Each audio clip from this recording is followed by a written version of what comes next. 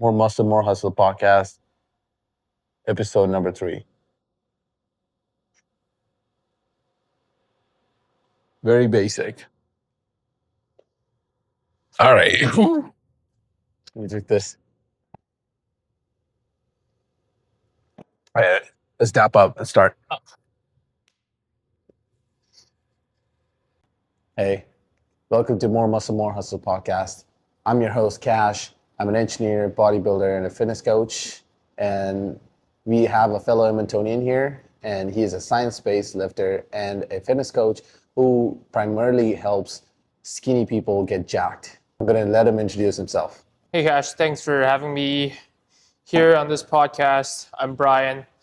I'm a science-based bodybuilder. I want to go for my pro card next year in WNBF as a natural. I help skinny people get jacked and fat people get skinny.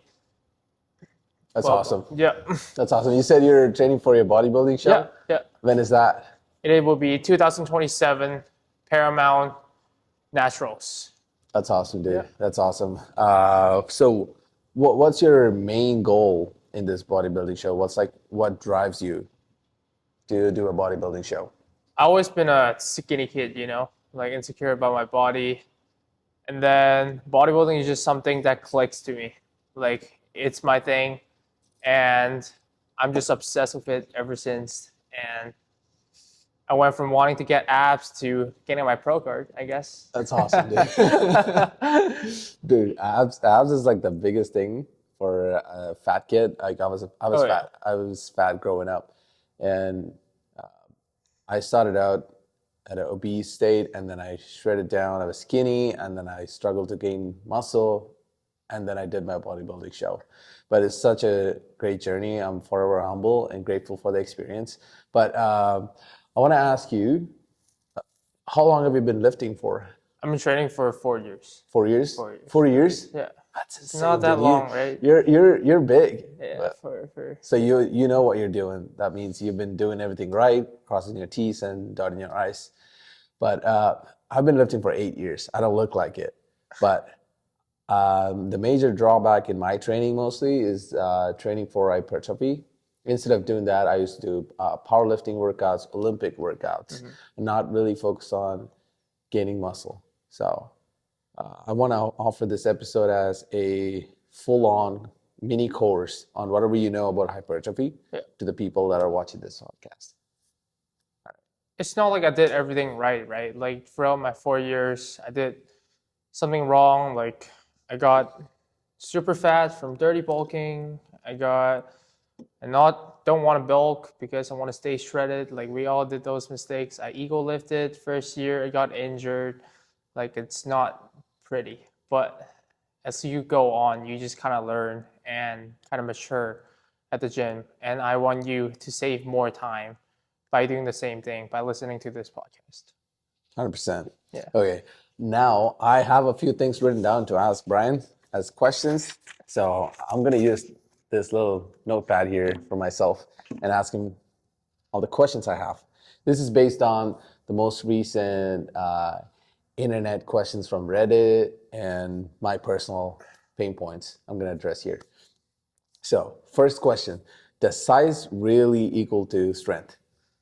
Size and strength for a natural it's really highly correlated. You know what I mean? You can't really get big without getting strong. You can't really get strong without getting big. Like, when you see people on the internet, right? They're 130, benching 315, but those are outliers. Like, your body, if you have more muscle, you can produce more force. It's just how it works, right? Like, you can't really be small and be strong at the same time. It just doesn't work like that. But there's like a scale, right? Like, it's like everyone's like ratio will be different, but like it's mostly highly correlated. Gotcha. There's another thing I noticed when I got shredded for my bodybuilding show for the first time. I was like 30 pounds less heavier than I was during my maintenance. Yeah. I dirty bulked. I had a lot of fat in my body, but I got significantly stronger as I was losing more fat. Yeah. And I don't know how to understand this. Like, how am I more stronger than my same body that's like 30 pounds heavier. Although body weight plays a role, right? Like there's leverages and stuff. Like you have more fat, so you can bench more when you're heavier. I thought you probably had that before. But people have to understand muscle growth is an energy dependent process. So your body, you train and you create a stimulus and your body adapt to it. So more food doesn't create more stimulus in the first place, but you do need enough calories to support that process of growing muscle so you can get stronger as a result. Like that's how it works for hypertrophy. Like, but more food doesn't mean more growth, and being lighter doesn't mean you're weaker. But most times you'll get weaker because your leverage get worse on specific lifts. So, but it's not an excuse for you to get weaker, of course. Gotcha. Right? Yeah. Gotcha. And I noticed my bench strength dropped steadily as I was getting leaner, but I was able to push 100s, 110s on dumbbells. I didn't know how to categorize that, but what are your takes on neural adaptations? Like, Yeah. Speaking about that, for my clients, I always want them to stick to the same program for long enough. Because why? Because when you start a new exercise, like you probably gain strength really rapidly in the first couple of weeks, right? Like you've been adding reps, adding weight super quick. It's because like it's neurological. Like it's not because of you growing muscle, because your body's learning the motor pattern of doing that exercise. So you can progress really fast. But after those couple weeks, it's gonna slow down. Those are like the money, where the money's at, right? yeah, the like mindsets. yeah, like the slow progress is the real progress. But like people change routine too much to chase that rapid progress. But in fact, like the real money is that being Slow and steady. patient, slow and steady, and be patient, right? 100%. Yeah. I say this to my clients all the time. They're like, can I do 1,000 calories deficit on the first week? Dude, no. That's the reason you're skinny fat. The same, I'm guessing that's the same for hypertrophy too, like gaining muscle, right? Like one thing I noticed, I feel like I gave myself too much stimulus when I started. I was doing way too many volumes, way too many sets, reps, and everything. I was like 20-year-old. I was just so jacked up on wanting to look like Jeff Said at that time. So I want to ask you the next question. How do you structure your programs for your clients? Volume over intensity or intensity over volume? Like, what are your takes on that? For me, I always talk to them, like know their goals and be like, I can only train 3 times. I can only train 4 times. Like, it's okay. Like, not everyone has to train 5-6 days a week, nor it's better. Like, I will pick a frequency that allow you to train muscles every twice a week. So that's a really good guideline for like, because training too little will just you have to understand your body either grow or you shrink. Like training more often will like minimize the atrophy period.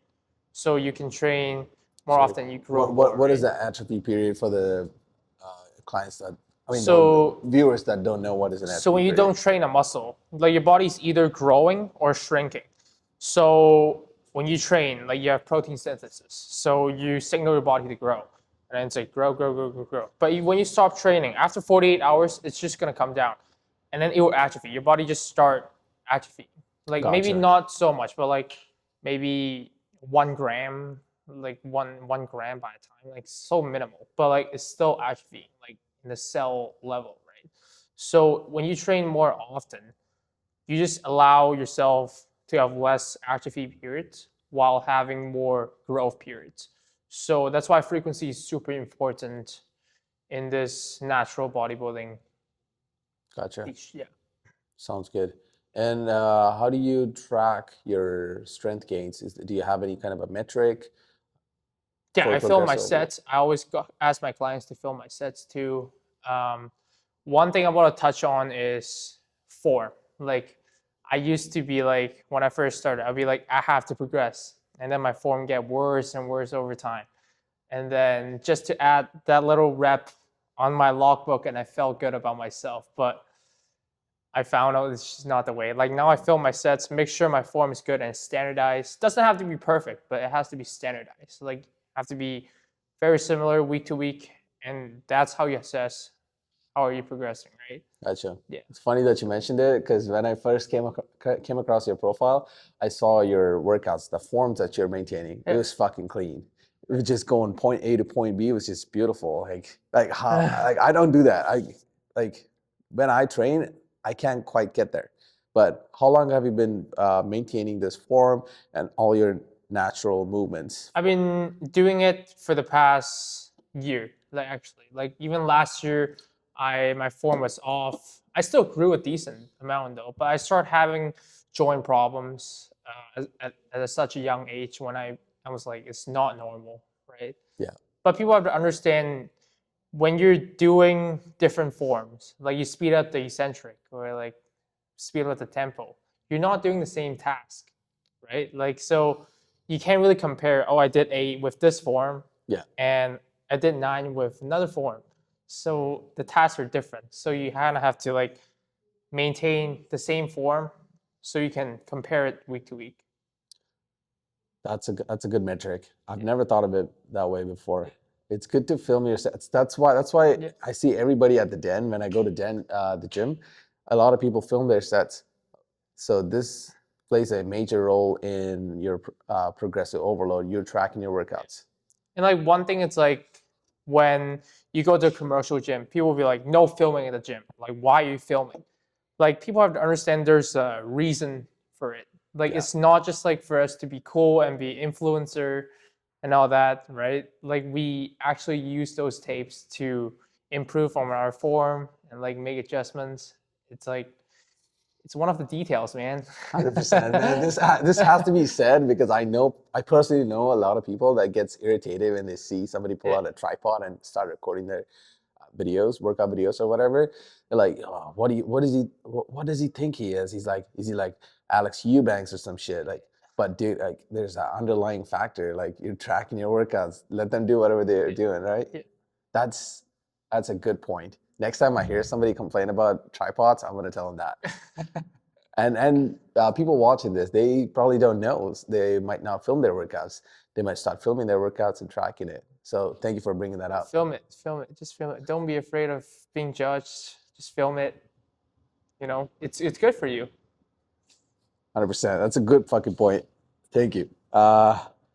Let's talk about okay. I see Mike Israetel, Jeff Nippert, and Jeremy Atier, all of these big names in the fitness science-based lifting community. They talk about the stretch aspect of your workouts, like on the eccentric. Like they emphasize more on the stretching part. So how do you include that in your training? What do you think about it? Your takes. Those are a little bit outdated, man. Like, I really look up to people like TNF, like Elijah Mundy. I think they're the true science-based lifters. I love Mundy, yeah. The stretch is one of the funny things that people argue about over the years that makes no sense. Like, some muscles just benefit from more stretch and some don't. While being more stretch means more damage, doesn't mean more growth, right? 100%. So, for example, from the research, like triceps doesn't benefit from the stretch mediate hypertrophy, while the chest can be beneficial. So, I not try to be more stretchy on certain exercise. Like it doesn't provide any additional benefit. But getting stronger, doing the basics over time, those are what helps you grow the most. Like the stretch, lengthened partials, those are just flashy things you should focus on. Getting stronger on the basics. And I also have that in my list of questions. So what do you think about the lengthened partials? Like how often do you put that in your program? Because let's say if you're doing a push day where you'll be doing shoulders and chest where you're already overloading that shoulder joint. Yeah. So how do you include lengthened partials in your full day of training? Like it's a funny term too. Like range of motion is arbitrary. Like for example, how would you define range of motion for your lats? Like, do you come all the way up? Do you stop here? Like the full range of your lats, right? It's funny because Yeah. So different muscles have different range of motions. Like people are like full range of motion are just range of motion that people make up for. Not saying it's wrong, but like for example, your lats, like this is your active range, but people are like this is full range of motion. Right. Well, this part is just more pecs and triceps. So you want to know a little bit about biomechanics, so you kind of can know like the joint actions of a muscle, and you train that joint action of the muscles. For example, your chest, like horizontal adduction. So you bring your arms closer to your body, right? Yeah. This is full range of motion. Gotcha. Not this. So when we go here, your shoulder takes over. Is that right? Yeah, if you hunch, there we go. Want to bring your upper arm to the center of your body.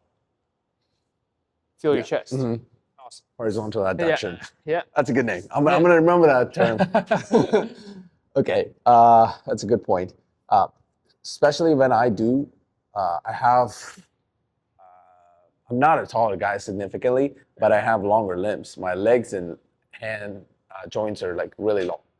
So when I work out, for example, when I do bench, I have to travel so much down there. Yeah. My forearms are almost crushing my biceps to a point. Yeah. So at that time, I'm not able to get that deeper stretch that everybody talks about. So what do you think somebody with a longer limb or a taller person with longer hands should do? Yeah, like for a bench press, I assume you always want to target the chest, right? Like for people with long arms, like I always don't lock out. Why? Because lockout is triceps. If you fail to lockout, it's you fail with your triceps, not your chest. So I always keep a range. It's like this. So is it like, so for example, 0 being this, 100 being the lockout. So where do you start and where do you end it? I will go as deep as I can, of course. Like I have standardized, like for example, I'll start here, Gotcha. here. And for hypertrophy, since that's the topic Yeah. of today, what do you think about bench? How much would you rate out of 10 doing bench press for hypertrophy? Yeah, people are like, it's really bad. You have to pick stable machines so you're stable enough to push the chest to failure. But for me, I was like, it's a pretty solid exercise, to be honest, because people built a lot of great pecs in the past, like Rich Park, like Arnold, like they all did that. And I rated like 7. It can be better. Like I will pick a machine over a barbell. Like people talk about stabilizing, like the stabilizers, like the stabilizing muscles. Like it's not really a thing. You train the bench to train your chest. You're not doing that for the small muscles that stabilize the bar during a bench. Gotcha. But it's a good exercise though. Like So you would give it 7. 7. Okay. In your opinion, what's the 10 out of 10 chest workout? Like exercise? Exercise. I'll pick a flat press over incline press. That's a really underrated take because your chest have 2 parts. Mm-hmm. The upper chest, so your fibers run up. You do shoulder flexion, and then the other part you do adduction. Yeah. Mm-hmm. So this part of the chest is bigger. So if you want to get your chest big, of course you want to train this part more. And people are like, yeah, upper chest, upper chest, upper chest. But like that's just a small part of the chest. So a perfect exercise will be a flat press, so you can progressive overload. It converges, so it does adduction and the pressing movement. Yeah. Yeah. And then it will be descending resistance profile, which means it's heaviest at the bottom because your chest have the best leverage when it's heaviest here. If it's heaviest at the top, your triceps gonna fail first, right? Obviously. So you want, like, resistance profile is a big thing too, like machine, different brands and stuff. Like you start to get a little bit nitpicky about those. Yeah. I don't really pay attention to that. Maybe at this point, I'm going from an intermediate lifter to an advanced lifter, and I have to be very specific with my stimulus, the type of stimulus that I'm giving myself. So I'm gonna implement all of these. But it's really hard to find a descending resistance profile chest press machine. Like a majority of. So it's like the seat will be in an angle? No, it's just like the machine is like heaviest at the bottom. So like when you come down, this is the heaviest part of the range of motion, and it gets easier when you come up. Like if you're watching this, you're probably at a commercial gym, like hammer strength, Yeah. super heavy at the top, ascending, not descending, Right. not the best. Smith machine is a pretty good one. It's not descending, but it has an even resistance profile. So the whole range of motion is like equally as hard. So that one's pretty good. I've seen this chest press machine with a cable attachment. What do you think about that? So is that different than the hammer press machine? That one's the same thing because cable provide an even resistance throughout the whole range of motion. But one thing about cable, it's like once you get heavy, how are you gonna set it up? Like, are you? Like, you've probably seen people drag a bench and then they just, you know what I mean? Don't like. It's really hard to set up. First of all, second of all, it felt great though. But like, it's super easy to turn into some weird exercise because it's like not super like stable.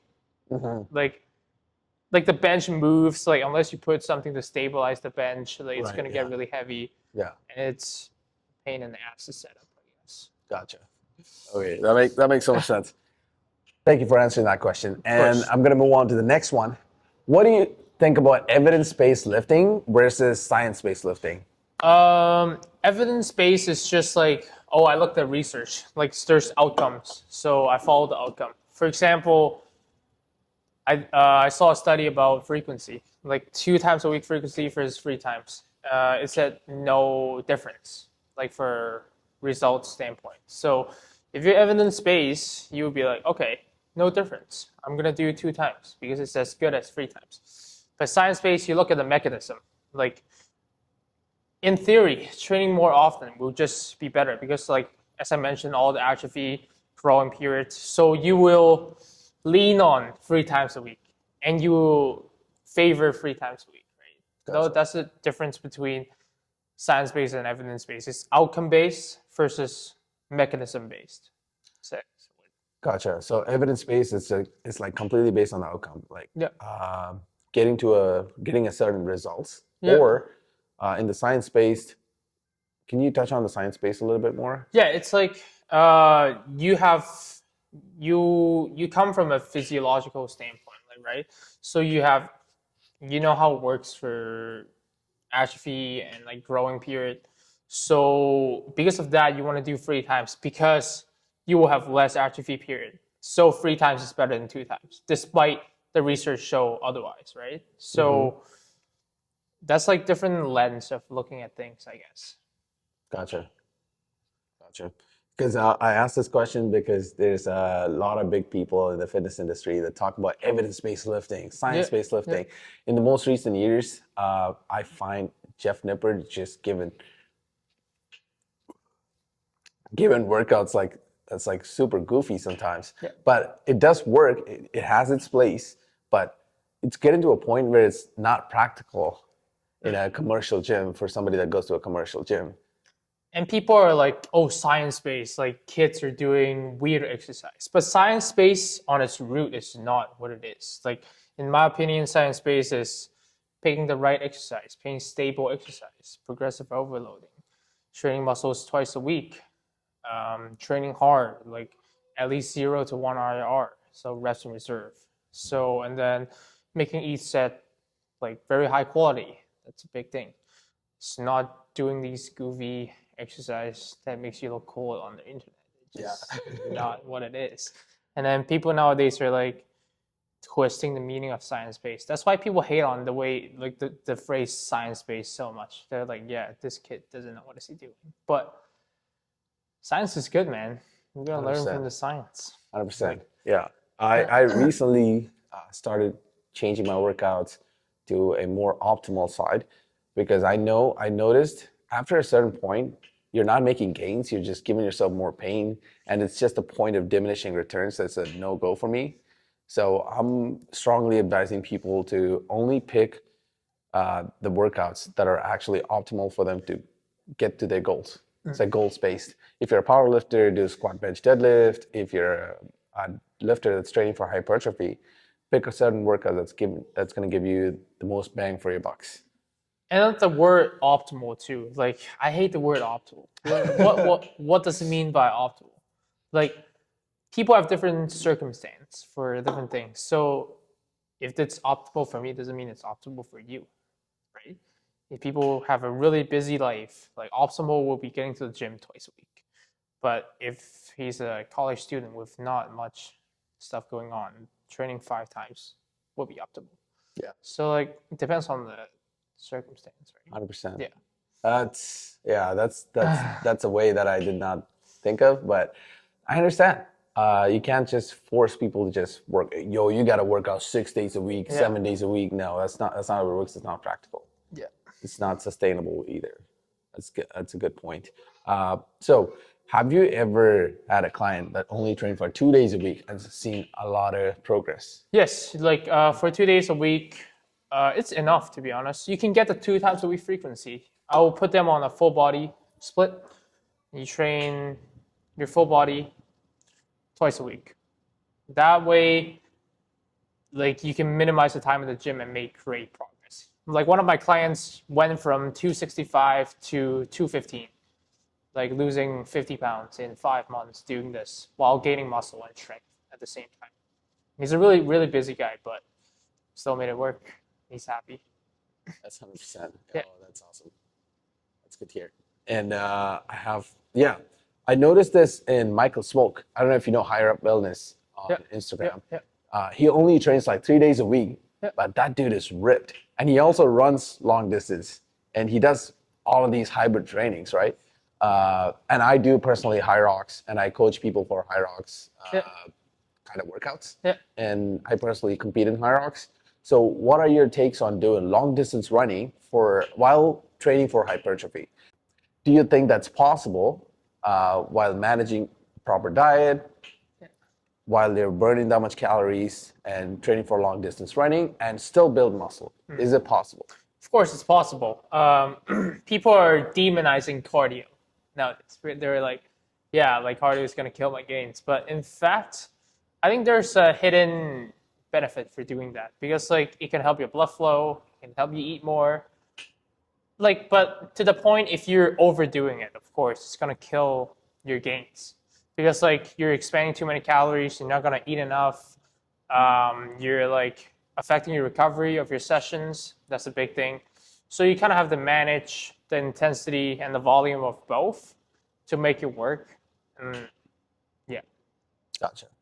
Yeah, I agree with that because when I did my bodybuilding show, after the bodybuilding show, I just really wanted to compete because I couldn't sit in the house and I couldn't go to the gym without a specific goal of training for it. Yeah. So I signed myself up for a HYROX and I started running. What happened to me at that period is just my squat blew up. I went from squatting 275 to 375 because I was running for a longer distance. And my legs the size of my muscle does not equate to my strength. I still have chicken legs, but I'm able to press so much heavier than before ever since I started running. So do you think there's any correlation between that? You probably grew. Like if you truly went from 275 to 375 with the same form. It's like 1 rep max. Yeah, you probably grew. Like still. Yeah, because like your body just can produce more force. Like your quads, like you probably grew, dude. Gotcha. Yeah. Do you think I put on more muscle in my glute area that probably helped me in getting there? It depends, but squatting is one of those things. Squat is the main thing, and then adductors and your glutes are just assisting. So main thing will be quads, dude. Gotcha. You probably grew. Gotcha. I should have measured it. Yeah. So that's why you guys should measure your muscle size and also film your workouts. Don't be afraid. And these are good points he brought up today. And I have a few topics. Let's do it. Let's get into the rage bait topics or some shit. Okay. Let's talk about Edmonton. Yeah. Fitness scene in Edmonton. Yeah. What do you think is the best gym in Edmonton? Like, give me your top 5. Like, based on the equipments that you talked about, the resistance profile. What gyms here have the best resistance profile? Do we count Beaumont? Beaumont? Yes, sure. Yeah. I'll have the Vault. Is it like number 1? Number 1, the Vault. Gotcha. I trained there. Shout out to Cody. Yeah, shout out to Cody. Nice guy. The Den. The Den is where I started. Like I went from uni gym to the Den and I started doing this seriously. and make a hell of progress. I see that. You're wearing their hoodie. No, shout out to Ty and Braden, Time, Dylan. And then we got Iron Lore at Beaumont. Really nice private gym. They have Bullpen Gym. Never been, but like I heard really good things about it. It's like old school bodybuilding gym in the west side. That was pretty good too. Like, it's not a bad gym. And then Where's it located? it's like near the Den. Okay. Is that like 4 so far? Yeah, 4 so far. I mean, maybe gym movement.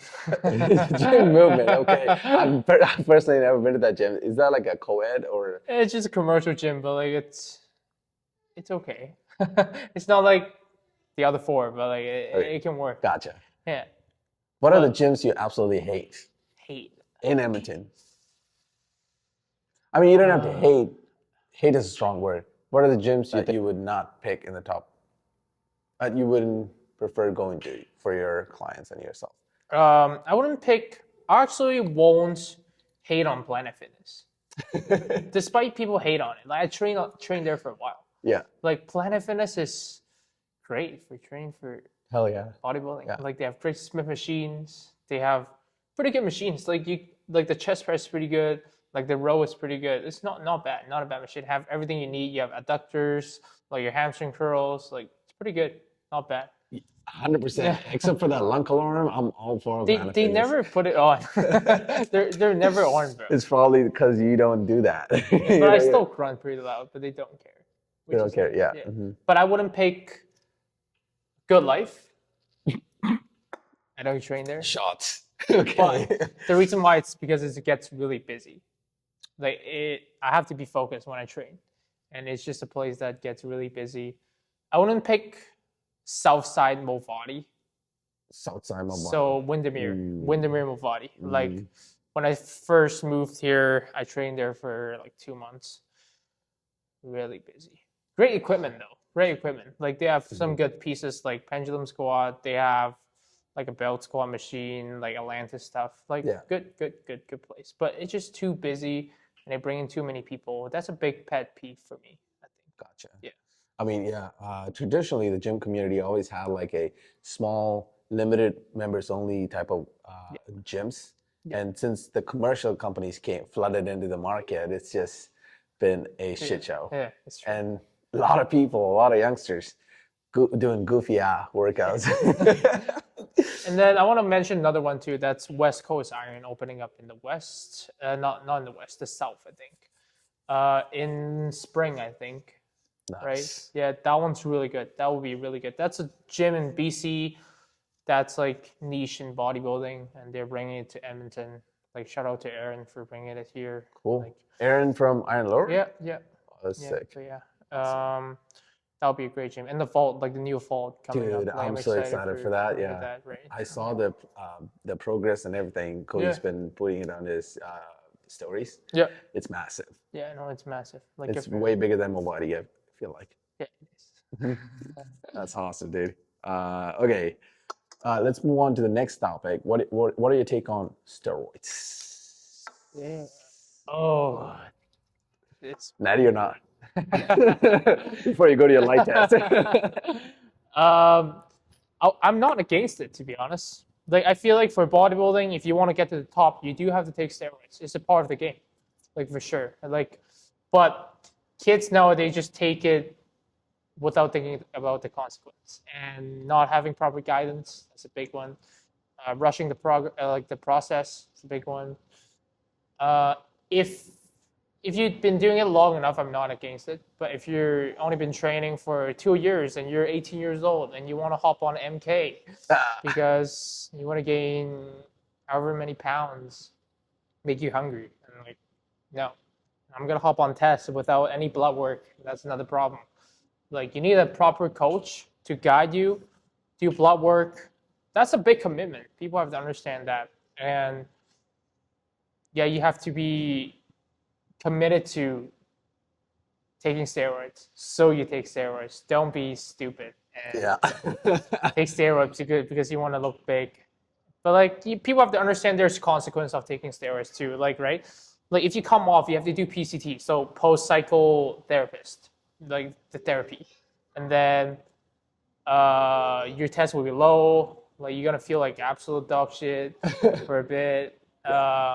That's what I'm really Yeah. scared of because I personally am not against steroids, Yeah. but the side effect scares me, bro. Like the mental health aspect of it. Like Yeah, it's you're true. never feeling good all the time. You're like going up and down. I mean, that's normal, but on roids, it's like 10 times more. Yeah, it's just like people never thought about the consequence. That's the big thing, and they just hop into it by, yeah, I want to get big, and then they come off, and their mind are messed up, because like, oh, this is the biggest version of me, and I'm so much smaller now. How can I be that version again? But they can't. It's drugs. Like, unless you hop back on drugs, it just won't happen. Yeah, that's yeah. true. I recently saw famous influencers like Togi and Cooking for Gains. They're talking about coming off of. I mean, Cooking for Gains is not on roids right now, Yeah. and his facial features, everything just Oh, yeah, drastically yeah. improved, and he's way more likable now. People love him apparently. Yeah. And he looked compared to right now and before, he looks chopped, bro. And He's just also old. Togi, he is coming off of the roids. He's, Yeah, I know, I he's know. like a So, huge proponent shave of his tread, beard and stuff, right? right? Yeah. Yeah. So I think you shouldn't take roids if your only goal is to just mog everybody and get bigger like looks maxers. But this brings you back to another question: peptides. What are your? I know peptides are the way of the future. Yeah. Peptides are not demons. But what are your favorite peptides and what are like people can take? I know you can't take it. You're a WMBF Yeah. bodybuilder. Yeah. But what would you suggest? Don't you guys think it's a little like suspicious of peptides? Like, there's no long-term studies. There's no side effects. People using it, like, there's no study on people using it long-term, right? So by you taking it, you might lose your balls by tomorrow. You don't know that, right? Yeah. So I feel like unless there's more research proving it's safe, it's never 100% safe. The safest thing you can do for a cycle is always test. Like, if you start a cycle, like, it'll be testosterone. TRT? TRT, yeah, TRT. Yeah. That'll be the safest because it's the most research and it's safe, and your body produces it. It's testosterone. But if it's peptides, I've seen people use it. You don't know if it's safe or if it's extremely dangerous. You don't know that because it's on the rise, and people are like popularizing it nowadays. So until there's convincing research, I wouldn't think You about wouldn't suggest people to take I it. won't, yeah.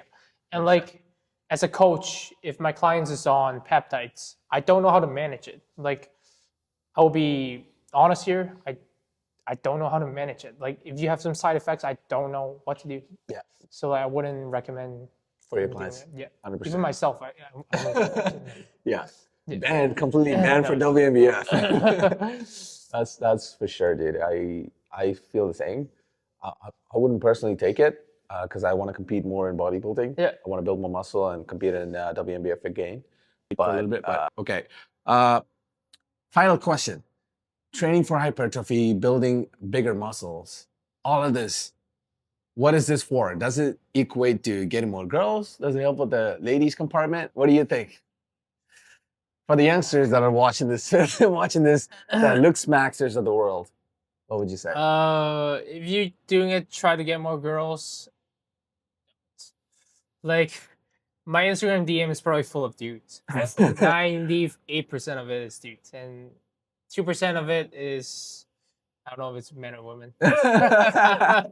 For sure. So, I mean, it helps for an extent. Like, it can help you gain confidence and all that, right? Yeah. But deep down, like, it doesn't help much. They don't really care. And if you get too big, like, they'll be like, yeah, it's too big. They like a lean, skinny build, which is like maybe 150. That's like soaking wet. Yeah. Thing. Come on.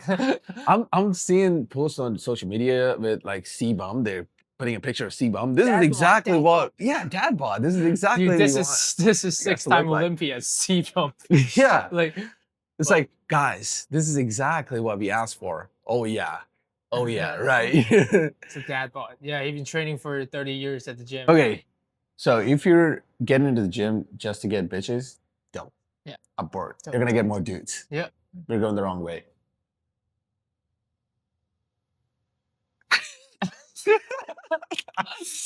Okay. I know her, by the way.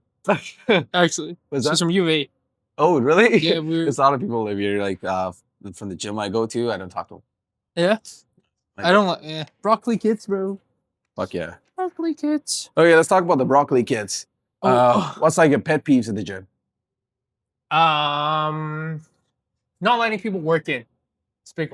Like, okay, you do your set for 30 seconds, and someone want to work in. Like, of course you're gonna let them work in. Like, people are like, no. But like, what are you doing when you're not training? You're just sitting there on your phone. So, just move and let the guy work in. That's I hate that too. Like sometimes I go to a commercial gym and sometimes people don't have time. You have to let people work in. That's why you go to a private gym. Gotcha. That's why you don't like commercial gyms. I understand, but anybody that's going to commercial gyms and you be a dick about people working in with you, please don't. Gym community is the best for. It's the most inclusive and encouraging, empowering community, and we don't want people that are like dicks about sharing our equipment. Yeah. Which you're legally allowed to in a commercial gym or any gym that you go to, unless it's like in your basement.